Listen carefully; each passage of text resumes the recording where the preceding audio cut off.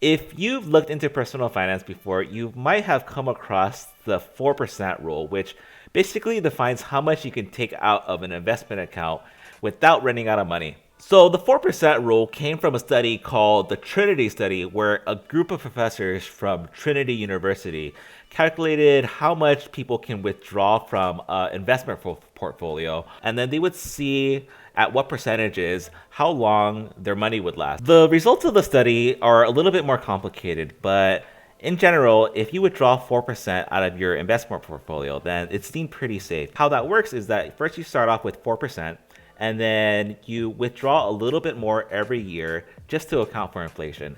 So if you do that, then you stand a pretty good chance of outliving your money, around 95%. Basically, the study says that you can take out 4% of your money plus inflation, and you can do this every year indefinitely.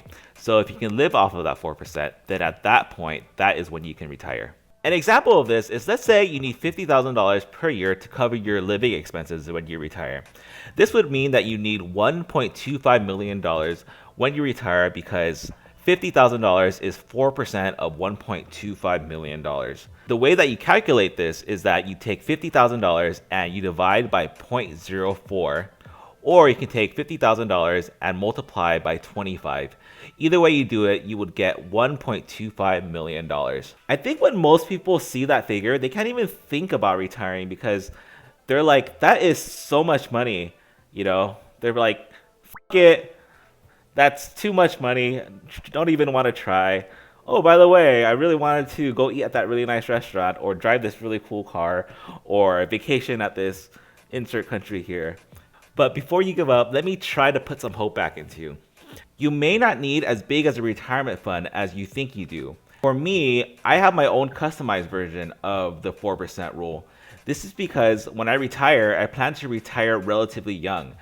And over the years, I built up the knowledge and the ability to do side hustles and have pretty profitable side hustles and make a good amount of money doing so. So because of that, I can really just work as much or as little as I want until my body ceases to function. Because, like, why not? What else are you going to do when you retire? Just sit at home and play games and watch Netflix and chill? Wait, that means something, doesn't it? But seriously, what are you going to do all day? You're probably just going to sit home and do nothing. I mean, that's okay, but you're not really going to do that every day and all day every day.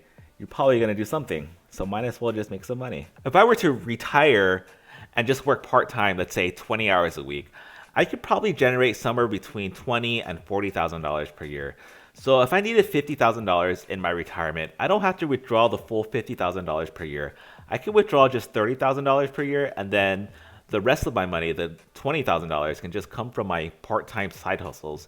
If I make more than $20,000 from my side hustles, then that's great. That's cool. I can just put that money towards my investment accounts so that I can grow my retirement portfolio even larger, so I can be even more secure in retirement in case I can't work at all, not even part-time. So instead of strictly using the 4% rule, what you can do is you can calculate how much you need in retirement per year, subtract what you think you can make from a part-time side hustle, and you take that new number and you apply the 4% rule to that new number instead. So to use the example of $50,000 as the amount that we need to spend per year in retirement, we would subtract $20,000 as the amount that we think we could generate from a part-time side hustle, and we would get the new number of $30,000. Then we would apply the 4% rule to the new number, $30,000, and we would get $750,000. For this to work, you would need to have a profitable side hustle. And when I say profitable side hustle, I mean a side hustle that would pay you at least $20 an hour after all expenses and taxes. For me, this is poker and Airbnb. To some other people, it might be freelancing. I know people who have retired at their job, but then actually came back later as a contractor. They just work less hours. And even to some people, it might be YouTube. And I know that it's not really considered retirement if you're working 20 hours a week. But if you're working 20 hours a week, you're going to have a ton of work-life balance. You'll be able to spend more time with your loved ones, probably pick up a new hobby, and vacation without any stress. I also want to mention that you should come up with your own retirement number. I've been using $50,000 as what you need per year in retirement, but Everyone's life is different, so maybe you can afford to skimp a little more, or you are able to move to another area that has a lower cost of living.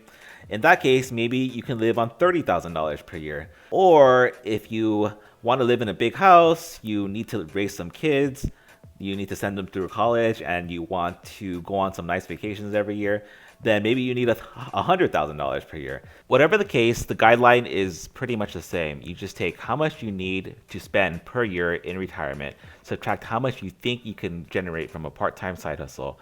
You take that new number, and then you apply the 4% rule to that new number. It's probably a good idea to overestimate how much you think you need to spend per year in retirement and underestimate how much you think you can generate from a part-time side hustle.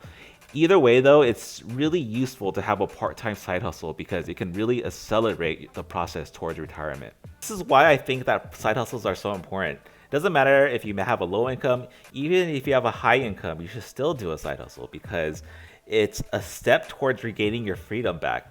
So if you don't have one yet, if you don't have one that's profitable yet, where you can make a good amount of money, you should start. You should start on something. Just start with Uber. And if that doesn't work out, you'll find something else because it'll get your mind thinking of how to make money. Eventually, you'll find a side hustle that works for you. So side hustles are super important. I'm not just saying that because I have a video series that talks about side hustles. I actually do think that they're important.